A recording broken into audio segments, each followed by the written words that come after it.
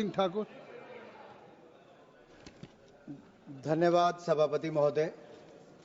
मैं वित्त विधेयक के पक्ष में अपनी बात रखने के लिए खड़ा हुआ हूं। ये वित्त विधेयक ऐतिहासिक, दूरदर्शी और परिवर्तनकारी है। ये केवल कराधान के बारे में नहीं, ये राष्ट्र निर्माण के बारे में है। ये केवल आर्थिक नीति के बारे में नहीं, आर्थिक स्वतंत्रता के बारे में है। ये केवल राजस्व के बारे में नहीं, ये 140 करोड़ भारतीयों के समृद्धि और सामाजिक समावेशी विकास के बारे में है। सभापति महोदय जी, आज से अगर 11 वर्ष पहले आप देखेंगे, जब प्रधानमंत्री नरेंद्र मोदी जी इस देश में प्रधानमंत्री पद के शपथ ली, उस समय हमें किस हाल में देश मिला था। हालत कोई बहुत अच्छी नहीं थी, अनिश्चितता का दौर था और वहां से फ्रेजाइल 5 इकोनॉमीज में भारत को गिना जाता था। अनिश्चितता के दौर से अभूतपूर्व विकास के दौर तक लाने का काम किसी ने किया है तो प्रधानमंत्री नरेंद्र मोदी जी ने किया है। Prime minister Modi has guided the nation from uncertainty to unprecedented times. और ये इसलिए हुआ है अनप्रेसिडेंटेड ग्रोथ, क्योंकि ईमानदारी से सरकार चलाई, विश्वास के साथ सरकार चलाई और सबका साथ, सबका विकास, सबका विश्वास और सबके प्रयासों से देश को आगे बढ़ाने का काम किया है। मोदी सरकार एक ऐसी सरकार है जो काम करती है। ये एक ऐसी सरकार है जो वायदे पूरे करती है। एक ऐसी सरकार है जो बदलाव लाती है। और जब मैं बदलाव की बात करता हूं, ट्रांसफॉर्मेशन की बात करता हूं, तो हमारी सरकार ने बहुत सारी रिफॉर्म, परफॉर्म, ट्रांसफॉर्म, ये केवल नारा नहीं है, रिफॉर्म्स के माध्यम से बहुत बड़ा बदलाव लाया, जिसके बारे में आगे मैं उसका उल्लेख करूंगा। आज जब लोकतंत्र के मंदिर में आपने मुझे यहां पर बोलने का अवसर दिया, तो मैं कहूंगा हम फाइनेंस बिल में केवल फाइनेंशियल स्टेटमेंट्स की बात नहीं कर रहे, हम 140 करोड़ भारतीयों की भविष्य और उनकी आकांक्षाओं के बारे में बात कर रहे हैं। हालांकि अधिकतर सरकारों का दुनिया भर में या भारत में भी जो पहले की सरकारें रही होंगी, उनका एक प्रयास रहता है कि कैसे सरकारी खजाना भरा जाए। लेकिन नरेंद्र मोदी जी की सरकार ने इस बार के बजट में और इस फाइनेंस बिल में वो सारे कदम उठाए हैं कि सरकार के खजाने से ज्यादा लोगों की बचत बढ़ाने में विश्वास रखा, लोगों की जेब में पैसा जाए इसमें प्रयास किया है। और इसलिए कि जन जन के जब बचत होगी तो भारत का जन जन भारत को राष्ट्र निर्माण में एक बड़ी भूमिका निभाएगा और 2047 तक विकसित भारत का संकल्प पूरा करके दिखाएगा। आदरणीय सभापति जी, भारत की जो आज स्थिति है, कुछ विपक्ष के सदस्यों ने कहा कि दुनिया भर में ये हालत वो हालत है। मैं इतना ही कहूंगा अपने विपक्ष के सदस्यों को, आज पूरी दुनिया एक उम्मीद के साथ भारत की ओर देख रही है और दुनिया की बड़ी अर्थव्यवस्थाओं में सबसे तेजी से बढ़ने वाली अर्थव्यवस्था आज भी भारत है और अगले 1 दशक तक भारत ही रहने वाला है। और शायद इसीलिए आप लोग एक प्रश्न खड़ा करते थे कि क्या मिडिल क्लास के ऊपर भरोसा करना चाहिए, क्या टैक्स पर कर राहत देनी चाहिए। मैं इतना ही कहूंगा, ईमानदार करदाताओं के ऊपर एक बार नहीं, बार बार नरेंद्र मोदी जी की सरकार ने विश्वास किया है और इस बार तो 12 लाख पर 0 टैक्स किया है। कोई टैक्स नहीं देना पड़ता, ये भी नरेंद्र मोदी जी की सरकार ने किया। और जो सरकारी कर्मचारी हैं उनको तो 12,75,000 तक कोई टैक्स नहीं है। और ये जहां देश के अन्य वर्गों को आगे बढ़ने का अवसर मिलेगा, वहीं पर मध्यम वर्ग को भी और उनके अनथक प्रयासों से राष्ट्र निर्माण में उनकी एक बड़ी भूमिका होगी। इस बजट, इस फाइनेंस बिल में विकसित भारत का जो संकल्प हम लेकर चले हैं, इसमें युवाओं के लिए अवसर है, महिलाओं के सशक्तिकरण की बात है, हर भारतीय को सफल होने के लिए मौका दिया गया है और टेक्नोलॉजी का उपयोग करने का बल दिया है। फाइनेंस बिल 2025 में भारत सरकार की जो कमिटमेंट है टैक्स सर्टेनिटी की, ये पहला, और दूसरा ईज ऑफ डूइंग बिजनेस और बिजनेस ऑपरेशन को और सरल करने का प्रयास इसमें किया गया है, और तीसरा मिडिल क्लास को अभूतपूर्व टैक्स राहत देने का काम भी हमने इस बिल के माध्यम से किया। जहां तक मैं रिफॉर्म्स की बात करूं, अगर पिछले 10 वर्षों पर नजर सभापति जी मारी जाए तो अगर उस प्रकाश में कुछ डालना चाहूंगा, पिछले 10 वर्षों में जहां एक और faceless assessment, tax payer charter, faster returns, almost 99% जो रिटर्न्स हैं वो सेल्फ असेसमेंट के माध्यम से की जाती है। मैं अपने विपक्ष के सदस्यों को बताना चाहता हूं, विवाद से विश्वास स्कीम ये हम लोग लेकर आए, और अब जन विश्वास बिल, जहां जन विश्वास बिल 1.0 पहले आया था उसमें 180 प्रावधानों को डीक्रिमिनलाइज करने का काम किया था, अब मोदी सरकार जन विश्वास बिल 2.0 लेकर आ रही है जिसमें 100 प्रावधानों को डीक्रिमिनलाइज किया जाएगा। एक बड़ी राहत हमारे व्यापारी वर्ग को उसमें दी जा रही। यही नहीं, जो एफडीआई सेक्टर में भी 74% निवेश की बजाय अब एफडीआई 100% हो सकता है, लेकिन हमने एक बात कही है कि जो प्रीमियम आप इकट्ठा करोगे सारा का सारा प्रीमियम आपको भारत में ही लगाना पड़ेगा, तभी 100% आपको उसमें एफडीआई लिमिट मिल पाएगी। एफएसडीसी की मैं बात करूं तो वहां पर भी फाइनेंशियल रेगुलेशन को और सब्सिडी इंस्ट्रक्शन के इम्पैक्ट को इवैल्यूएट करने का एक मैकेनिज्म खड़ा करने का हमने इसमें प्रावधान किया है, और अन्य जो टैक्स रिफॉर्म्स इसमें कही गई हैं, कस्टम्स एक्ट 1962 में कोई प्रावधान यही नहीं था कि किसी निश्चित काल में आप लोग प्रोविजनल असेसमेंट को फाइनलाइज कर सकें। एक बड़ा कदम इसमें उठाया गया है जिसमें अब सर्टेनिटी भी होगी, यानी कि निश्चितता भी आएगी, और हमारी लागत भी कम होगी, और इससे निश्चित काल के लिए यानी कि 2 साल प्लस 1 साल और एक्सटेंड करके उसके अंदर आपको प्रोविजनल असेसमेंट करनी है। ये प्रयास इसमें किए गए। दूसरा, जो सेल्फ ऑक्युपाइड प्रॉपर्टीज है, पहले आपको उसमें प्रावधान केवल 1 वर्ष का था, अब गवर्नमेंट ने 2 ऐसी सेल्फ ऑक्युपाइड प्रॉपर्टीज को बिना किसी कंडीशन के आपको करने का ये भी प्रावधान दे दिया है। एक और जो बड़ी बात इसमें की गई है, streamlining the process of transfer pricing, इसको भी स्थिरता और देने के लिए इसमें भी ब्लॉक पीरियड 3 साल का किया गया है, जो ग्लोबल बेस्ट प्रैक्टिसेस के अनुसार है। इसके लिए भी मैं मोदी सरकार को और वित्त मंत्री जी का बहुत बहुत आभार प्रकट करता हूं। स्कोप ऑफ हार्बर रूल्स की मैं बात करूं तो इसको भी अंतर्राष्ट्रीय मानदंडों के अनुसार वैसे ही इसको एक्सपेंड किया गया है।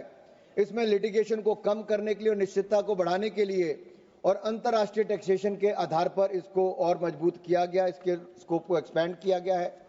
हमारे इनलैंड वाटर में और ज्यादा सुधार हो तो उसमें टनेज जो टैक्स स्कीम थी ये सी शिप्स के लिए होती थी, लेकिन अब इसको इंडियन वेसल एक्ट 2021 इसको बदलाव करके हमने इसमें जो हमारे घरेलू यहाँ पे बाजार में उसके लिए भी इसको फायदा मिलेगा इनलैंड वेसल्स को। यही नहीं, जो स्टार्टअप्स, क्योंकि पिछले की सरकारों में स्टार्टअप्स का तो कोई नामो निशान था ही नहीं, लेकिन भारत के युवाओं पर विश्वास करके हमने स्टार्टअप इंडिया जो योजना लाई, सब लोग ये हंसते थे विपक्ष के लोग, आज देश के युवाओं ने 1,60,000 से ज्यादा स्टार्टअप्स खड़ी कर दी हैं। दुनिया का 3rd largest startup ecosystem Bharat बन गया है, और 117 यूनिकॉर्न्स आज भारत में है। यह भी एक बहुत बड़ी बात है माननीय अध्यक्ष। हमने 5 साल इसकी अवधि को बढ़ा दिया है इनकॉर्पोरेशन करने के लिए, 2030 तक इसकी समय सीमा को हमने बढ़ा दिया है। यही नहीं अध्यक्ष जी, सभापति जी, हमने जो आईएफएससी गिफ्ट सिटी उसमें भी शिप लीजिंग यूनिट्स के लिए, इंश्योरेंस ऑफिसेज के लिए और ऐसे ट्रेजरी सेंटर जो ग्लोबल कंपनीज के जो वहां पे सेटअप हुए हैं उनको भी बेनिफिट देने के लिए 5 साल का प्रावधान और किया है। 2030 तक हमने उसको भी कर दिया है। हम शॉर्ट टर्म निर्णय नहीं ले रहे, लॉन्ग टर्म के निर्णय लिए गए हैं। ये विश्वास मोदी सरकार का है कि दुनिया को अगर निवेश कहीं पर करना है तो वो भारत है, और भारत में ही वो सुविधाएं होनी चाहिए। तो मैं ये कहना चाहता हूं, जहां तक मैं इनडायरेक्ट टैक्सेशन पे आऊंगा तो मैं ये कहूंगा, these are not just financial policies, these are the policies that change lives. as part of the comprehensive review of customs rate structure announced in the July 2024 budget, sir इसमें जो 2-3 चीजें बड़ी इंपॉर्टेंट है। 7 टैरिफ रेट्स को हमने खत्म किया है और पिछले जो बजट था 2023-24 का 7 टैरिफ लाइंस हमने उसमें भी खत्म की थी और अब मात्र 8 रह गई, जिनमें से एक जीरो बजट वाली भी है, जीरो रेट वाली भी है। और यही नहीं, एक बड़ा बदलाव हमने किया कि जो लेवी है वो सेस या सरचार्ज एक पे ही लग पाएगी। इसलिए हमने ये तय किया है कि जो social welfare surcharge 82 tariff line पर था, अब उसको एग्जेम्प्ट कर दिया है क्योंकि वो सेस लगता है उस पर, तो इसको यहां पर सरचार्ज लगाना छूट दे दी है। ये भी एक बड़ा कदम सरकार का है। यही नहीं, ड्रग्स और मेडिसिन जो पेशेंट असिस्टेंस प्रोग्राम जो फार्मास्यूटिकल कंपनीज रन करती हैं, इनको भी कस्टम ड्यूटी पूरी तरह से मुक्ति दे दी है और 37 ऐसी दवाइयां जो लोगों के जीवन को बचा सकती हैं, उनको भी पूरी तरह से कस्टम ड्यूटी माफ कर दी है। और 13 न्यू पेशेंट असिस्टेंट प्रोग्राम्स, इस पर भी हमने बेसिक कस्टम ड्यूटी को समाप्त कर दिया है। इसके लिए मैं मरीजों की ओर से और जनता की ओर से सरकार का बहुत बहुत आभार प्रकट करता हूं। यही नहीं, एक और जहां इंडस्ट्री के लिए इंपोर्ट करने के लिए अलग अलग रूल्स का बदलाव किया गया। अब 6 महीने के लिए नहीं, 1 महीने के लिए and use of imported inputs, इस रूल्स को बदलाव किया गया है। और जो इनको मंथली स्टेटमेंट देनी पड़ती थी, अब इसको क्वार्टरली स्टेटमेंट कर दिया, तिमाही स्टेटमेंट किया है। यही नहीं, माइक्रो स्मॉल मीडियम एंटरप्राइजेस, जहां एक और इसके लिए अगले 5 साल में 1.5 लाख करोड़ रुपया सूक्ष्म लघु उद्योग वालों को पैसा मिलेगा, एडिशनल क्रेडिट मिलेगा। वहीं पर एमएसएमई की जो डेफिनेशन है उसको बदलने का भी, इन्वेस्टमेंट और उसकी टर्नओवर को भी 2.5 गुना और दुगना करने का ऐतिहासिक निर्णय ये मोदी सरकार ने लिया। इसके लिए मैं उनका आभार प्रकट करता हूं। अध्यक्ष जी, पूर्व की सरकार, अगर आप यूपीए की सरकार को देखेंगे तो उसमें scam scam scam, policy paralysis की बात, फोन बैंकिंग की बात और ऐसी ही बातें आती थी कि मित्रों की सरकार उनको कहा जाता था। आज यही नहीं, आज वो शेकी ग्राउंड पर होती थी, आज स्टेबल ग्राउंड कहीं पर दी है तो नरेंद्र मोदी जी की सरकार ने दी है।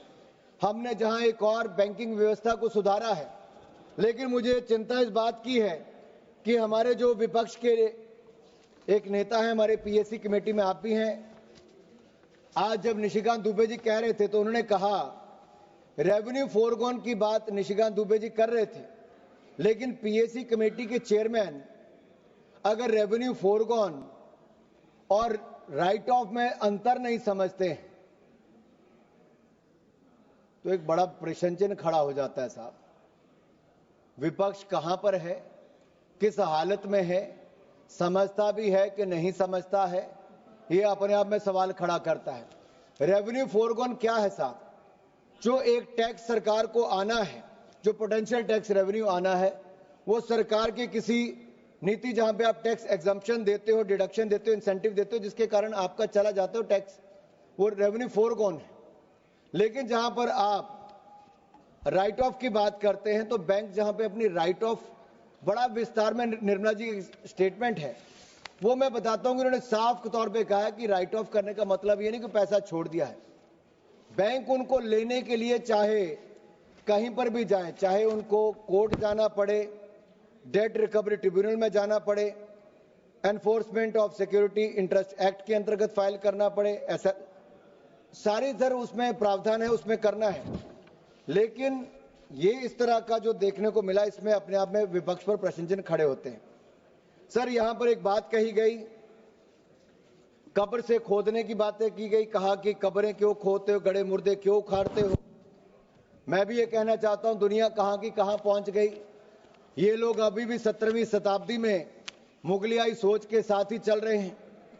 इनके आइडियल तो राणा सांगा, शिवाजी महाराज, महाराणा प्रताप होने चाहिए थे, लेकिन बाबा और औरंगजेब को याद करने में ये लोग लगे हैं। मैं तो इसमें एक बात कहूंगा, जो दरिंदा खा गया अपना पूरा परिवार, फक्र से आज शरियाए दीवानों को मोहब्बत है उसकी कब्र से। और जिसने जाजिया टैक्स लगाने का काम किया था, जिसने जजिया टैक्स लगाने का काम किया था, आज उसको ये लोग याद करते हैं जिसने धर्म के नाम पर हिंदुओं पर टैक्स लगाने का काम किया था, आज उसकी कब्र को याद करने का काम ये करते हैं। आप फाइनेंस बिल पे और यही नहीं, इसके अलावा याद करिए इंदिरा गांधी जी का समय 93.5% आप 93.5% टैक्स लगाने का काम, आप फाइनेंस पे 93.5% टैक्स लगाने का काम इंदिरा गांधी जी ने किया था। आज नरेंद्र मोदी जी की सरकार है जिसने 12 लाख तक जीरो टैक्स किया है, कोई टैक्स नहीं लगाया, टैक्स माफ करने का काम किया। और जहां तक जीएसटी अपीलेट ट्रिब्यूनल की बात है, जीएसटी अपीलेट ट्रिब्यूनल भी हमने बना दिया है, संजय मिश्रा जी उसके चेयरमैन है। यही नहीं सर, मैं एक बात आपसे और कहना चाहता हूं, अगर आप राणा सांगा की बात कही गई, ये विपक्ष के नेताओं से मैं कहना चाहता हूं, हमारे पूर्वज, हमारे नायक भारत के गौरव हैं, ये इनको अपमानित करने का बार बार प्रयास करते हैं, उनकी छवि को धूमिल करने की इनकी आदत बन गई है। सर मैं पूछना चाहता हूं, वोट बैंक के लिए स्वाभिमान को कितनी छोड़ दोगे, कितना नीचे गिर जाओगे? मैं कहूंगा वीर कभी मरते नहीं, वो सदा जिंदा रहते हैं, कभी दिलों में कभी इतिहास में अमर रहते हैं। साहस इतना था शूरवीर राणा सांगा में, भर भर देश के दुश्मन कांपते थे थर थर। मेवाड़ शिरोमणि को तुम नीचा क्या दिखाओगे?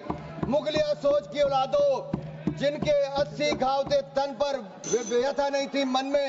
आज अगर राणा सांगा जिंदा होते तो तुम जैसे दूर कोने में बैठकर टोपियां सिल रहे होते। सर यही नहीं, अगर मैं बात करूं, आज मुस्लिम आरक्षण की बात करते हैं, बाबा साहब अम्बेडकर के संविधान की कॉपी को लेकर जाते हैं। अरे संविधान को पहले तार-तार करने का काम आपने इमरजेंसी के समय किया था, आज मुसलमान को आरक्षण देने की बात करते हो। तुष्टीकरण की राजनीति के लिए मुसलमानों के ठेकेदार बनने का काम करते हो। सबके हक की बजाय मुस्लिम परस्ती में मशगूल कांग्रेस, क्या आप मुस्लिम लीग बनाने की बात करते हो? अरे गांधी जी, महात्मा गांधी जी और सरदार पटेल जी के देश में आप जिन्ना का मुल्क बनाने की सोच मत रखो। हम जिन्ना का मुल्क कभी नहीं बनने देंगे, कभी नहीं बनने देंगे। माननीय अध्यक्ष जी, माननीय सभापति जी, ये बात करते थे जॉब क्रिएशन की। आप फाइनेंस बिल्कुल। माननीय सभापति जी, ये जॉब क्रिएशन की बात करते थे। मैं कहना चाहता हूं, हमने पिछले साल ही 4.6 करोड़ नई जॉब्स, नया रोजगार अगर हुआ है तो इस देश में नरेंद्र मोदी जी की सरकार हमारे प्रयासों कर। स्टार्टअप्स भी 1,60,000 तक हो गए। यही नहीं, कोविड के बाद भी उससे लड़ने, उससे निकालकर हमने मॉरिटोरियम पीरियड भी दिया। 4 लाख करोड़ रुपया बैंकों के माध्यम से देश के काम करने वाले व्यापारियों को नरेंद्र मोदी जी की गारंटी पर 20% एडिशनल वर्किंग कैपिटल हमारी सरकार ने दिया था। आपके समय 12 में से 11 बैंक पीसीए फ्रेमवर्क में थे। देश की जनता का पैसा लगा, बैंक डूब जाते, लेकिन नरेंद्र मोदी जी की सरकार आने के बाद 12 के 12 बैंक आज मुनाफे में, मजबूत स्थिति में है। यही नहीं, ईज ऑफ डूइंग बिजनेस में हमने लगातार प्रयास किया। 709 बिलियन डॉलर आज एफडीआई हमारे देश में आई है। जहां तक आप किसानों की बात करते हो, 3,60,000 करोड़ रुपया पीएम किसान सम्मान निधि के माध्यम से हमने किसानों को देने का काम किया है। हमने किसानों को बैंकिंग सेक्टर के माध्यम से, जहां 2013-14 में 7,30,000 करोड़ मिला था, आज उससे बढ़ाकर 25,48,000 करोड़ रुपया किसानों को देने का काम मोदी सरकार ने किया है। यही नहीं, सबका साथ सबका विकास क्या होता है। 2014 में 8 एम्स थे, आज 24 एम्स है। 380 मेडिकल कॉलेज थे, आज 706 मेडिकल कॉलेज है। दुगने से ज्यादा मेडिकल की सीटें हो गई। अगले 5 साल में 75,000 एमबीबीएस की सीटें और जोड़ दी जाएंगी। हम करने जा रहे 10,000 एमबीबीएस की सीटें इस साल करेंगे। यही नहीं, 708 यूनिवर्सिटी थी, आज 1150 यूनिवर्सिटीज हो गई। 96,000 किलोमीटर नेशनल हाईवे थे, आज 1,60,000 किलोमीटर हो गए। 74 एयरपोर्ट थे, आज 160। समाप्त करें मेरे सर 5 मिनट और बचे सर मेरे अभी। नहीं। सर मेरा 5:34 तक समय सर मेरा। आप नहीं सर, यही नहीं सर, ट्रिपल आईटी सर 9 से बढ़कर 25 हो गए। और सर हमने इसमें भी प्रावधान किया है कि अब आईआईटी में 5 आईटी में 6500 सीटों को और बढ़ाने का काम हम इसी साल इसी बजट में करने का प्रावधान कर रहे हैं सर। यही नहीं सर, हमने जो जन औषधि केंद्र है, आपके समय मात्र 80 जन औषधि केंद्र थे, आज 15,000 जन औषधि केंद्र हो गए। और पीएम जन आरोग्य योजना के माध्यम से भी आज करोड़ों रुपए बचाने का काम आम जनमानस का हुआ है। सस्ती दवाई देने का काम भी, मुफ्त इलाज करवाने का काम भी आज आयुष्मान भारत के अंदर हुआ तो नरेंद्र मोदी की सरकार के कारण हुआ है। यही नहीं sir, production link incentive scheme हमने निर्भरता, चाहे इलेक्ट्रॉनिक गुड्स हो या फार्मास्यूटिकल की बात हो। सर आप इसमें देखिए, आज से 7 साल पहले देश में मोबाइल फोन बाहर से आता था, लेकिन पीएलआई स्कीम आने के बाद आज 1500 करोड़ रुपए का एक्सपोर्ट नहीं, 1.5 लाख करोड़ रुपया निर्यात हमने मोबाइल फोन का किया है। और अब तो सेमीकंडक्टर चिप्स यहां पे बननी शुरू हो जाएंगी। दुनिया का कोई देश ऐसा नहीं होगा जहां पर आने वाले समय में सेमीकंडक्टर और चिप्स भारत की नहीं होगी, मेक इन इंडिया का बना हुआ जाएगा। यही नहीं सर, असम में भी दिलीप भाई ने यहाँ पे बैठे हैं, साइकिया जी, इन्होंने कहा यही नहीं सर, भ्रष्टाचार और निकम्मेपन के कारण आपकी सरकारों के समय अर्थव्यवस्था जरा नीचे जा रही थी, लेकिन आज हम पारदर्शिता भी लाए, जवाबदेही भी लेकर आए हैं। विकास पारदर्शिता के कारण हम दिखवा लेंगे समावेशी विकास की ओर हम देश को आगे लेके जा रहे हैं। सर यही नहीं, मैं आपसे 2-3 बातें और कहना चाहता हूं। अब समाप्त करें। आज हम प्रधानमंत्री नरेंद्र मोदी जी के नेतृत्व में कह सकते हैं, भारत भविष्य का इंतजार नहीं करेगा, बल्कि भविष्य भारत का इंतजार कर रहा होगा। सर मैं ये कहूंगा, आज हम सब लोग सत्ता पक्ष के हों विपक्ष के हों, इस वित्त विधेयक को पूरे विश्वास, पूरी प्रतिबद्धता और पूरे विश्वास के साथ, धन्यवाद, विकसित भारत, सुरक्षित भारत, समृद्ध भारत, संपन्न भारत बनाने की ओर आगे लेकर जाएं। हम सब इकट्ठे मिलकर एक ऐसा भारत बनाएं। ऐसा ही मेरा आप सबसे निवेदन रहेगा।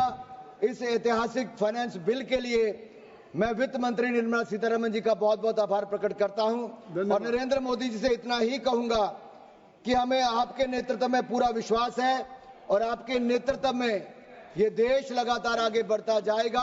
हम सब मिलकर 2047 से पहले विकसित भारत बनाएंगे। We will not sit till we make India viksit. धन्यवाद सर, जय Hind. Mohammad Wasim sir, thank you very much.